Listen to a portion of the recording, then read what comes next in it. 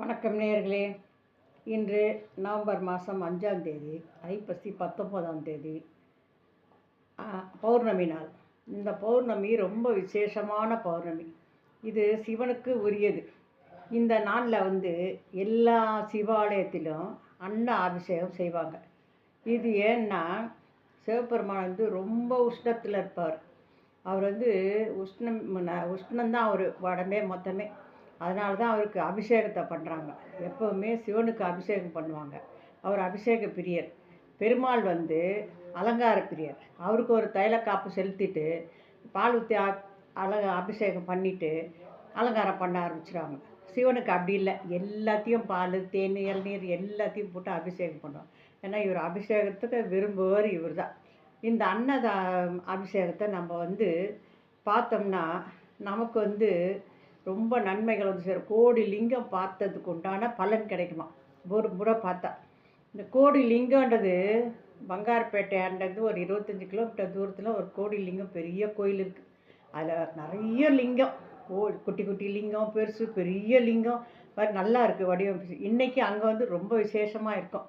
நம்மளால் அங்கெல்லாம் போக முடியாது இல்லையா? போகிறவங்க போகலாம், கிட்ட இருக்கிறவங்க.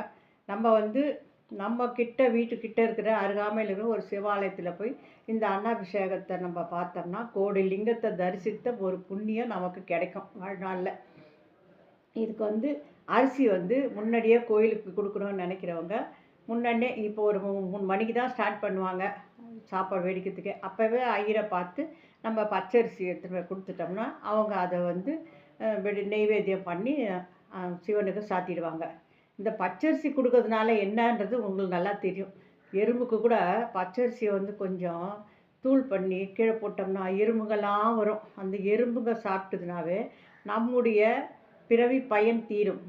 அதுபோல் பசுமாட்டுக்கு பச்சரிசியும் வெல்லத்தையும் போட்டு பிசைஞ்சு கொடுத்தோம்னா நம்ம செஞ்ச பாவெல்லாம் விலகும். கொடுத்துட்டே அதுபோல் நம்ம ஈஸ்வரனுக்கு நம்ம பிறவி பிணி தீர்ப்பார் அவர். அதனால் அவருக்கு பச்சரிசி எடுத்து போய் கொடுத்து மற்ற பொருட்கள் அது உங்கள் விருப்பம், எல்லாம் வாங்கிட்டு போகலாம். பூவு, கற்பூரம், ஊதுவத்தி அந்த மாதிரி எது வேணாலும் நீங்கள் வாங்கிட்டு போகலாம், அது உங்கள் விருப்பம். இதை செய்தால் ரொம்ப நல்லது நமக்கு. ஏன்னா சிவனுக்கு இதுதான். அதே போல் நீங்கள் இந்த அன்னாபிஷேகம் பண்ணிவிட்டு கொஞ்ச நேரம் வெயிட் பண்ணுவாங்க, எல்லாரும் பார்க்கணுன்னு சொல்லிட்டு.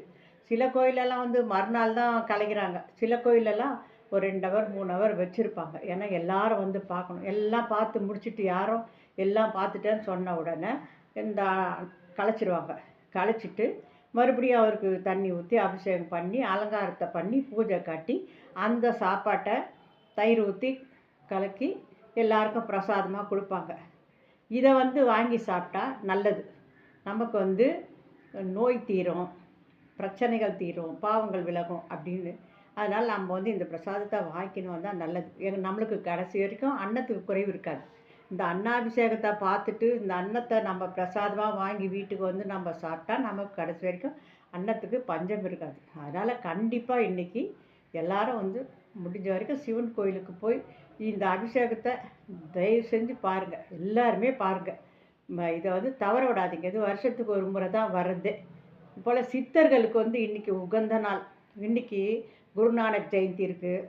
சித்தர்களுக்கு பௌர்ணமி அன்னைக்கானா நல்ல கிரிவலம் போவாங்க சில பேர். நல்லா இன்றைக்கி சித்தரை நினச்சி நம்ம தியானம் பண்ணாலோ இல்லை சித்தர் கோயிலுக்கு போயிட்டு வந்தாலோ நமக்கு அதுக்கும் நல்ல பலன் கிடைக்கும்.